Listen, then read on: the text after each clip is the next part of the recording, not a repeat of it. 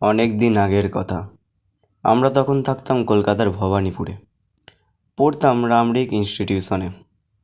আমার বন্ধু দুলাল আর আমি পড়তাম একই ক্লাসে।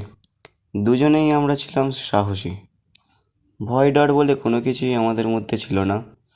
আসলে আমরা দুজনেই 7-8 বছর বয়সে পর্যন্ত পাড়াগাঁয়ে ছিলাম। লোকে বলে পাড়াগাঁয়েই নাকি ভূতের ভয় বেশি, কিন্তু আমরা দুজন ছিলাম সাহসী। সাহসটা হয়েছিল অন্য কারণে। আমরা দুজনেই ভীষণ দুরন্ত ছিলাম। বর্ষাকালে বেশি রাতে মাছ ধরতে যেতাম, অনেক দূর খেলতে যেতাম। তাই জলে জঙ্গলে এখানে সেখানে ঘুরে আমাদের সাহসটা বেড়ে গেছিল। ভূত পেতনির কথা বিশ্বাস করতাম না। কলকাতায় এসে আমরা বন জঙ্গল কিছুই দেখিনি। এখানে ভোর থেকে রাত পর্যন্ত রাস্তায় মানুষ চলে, তাই কলকাতায় ভূত প্রেতের ব্যাপারই নেই। তবে ভূত পেতনি সম্বন্ধে অনেকে অনেক কথা বলে, নানা মুনির নানা মত।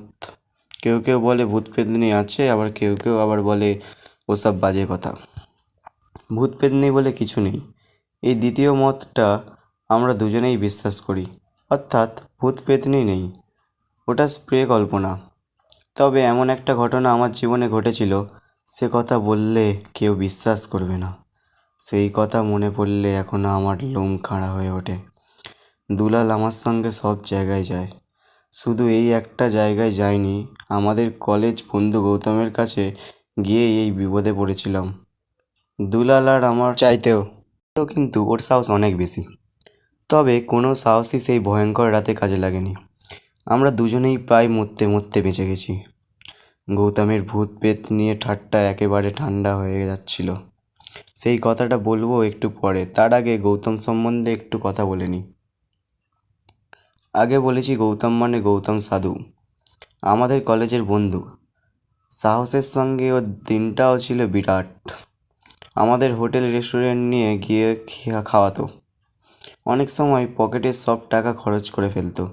আসলে ওর বাড়ির অবস্থা বেশ ভালো ছিল, তাই বলে কি এভাবে টাকা নষ্ট করে। একদিন আমি বললাম, গৌতম তুই এত টাকা পাস কোথায়? মা দেয়। তা মাসিক কিছু বলেন না কেন? বলে তো বটেই, মাঝে মাঝে চেঁচামেচিও করে। রেগে গিয়ে অনেক সময় একটা পয়সাও দেয় না মা। তখন কি করিস? কি আর করব, সেদিন আর বাইরে খাওয়া দাওয়া হয় না। দুলাল বলল, হোটেল রেস্টুরেন্ট এত খাওয়া ঠিক না গৌতম, এটা আমার নেশা। আমি বললাম, নেশাটা তুই একটু কমা, নইলে শরীরের ক্ষতি হবে। দুলাল বলল, পরে যখন চাকরি করবি তখন কি করবি খোকা? মাইনে তো মাসে একবারই পাবি, আর তোর যা খরচের হাত, 7 দিনেই তো মাইনের টাকা খরচ করে ফেলবি। ঠিক বলেছিস, তখন কি করবি? আমি জিজ্ঞেস করলাম। হো হো করে হেসে উঠল গৌতম। আমি বললাম, হাসলি কেন? তোরা কোন দেশে বাস করছিস ভাই, ভেবে বল। মানে, যেখানে এক টেবিল থেকে আরেক টেবিলে ফাইল পাঠাতে হলে টাকা ছাড়া নড়েও না, সেখানে সরকারি চাকরিতে টাকার অভাব। তার মানে? দুলাল বলল, ঘুষ? তুই ঘুষ খাবি? একে আজকাল আর কেউ ঘুষ বলে না। বল গৌতম, এটা তখন নিয়ম এর মধ্যেই পড়ে। তার মানে উপরই রোজগার। আমি বললাম, এই ভাষাটা আগে খুব চলতো, এমনকি বিয়ের বাজারে।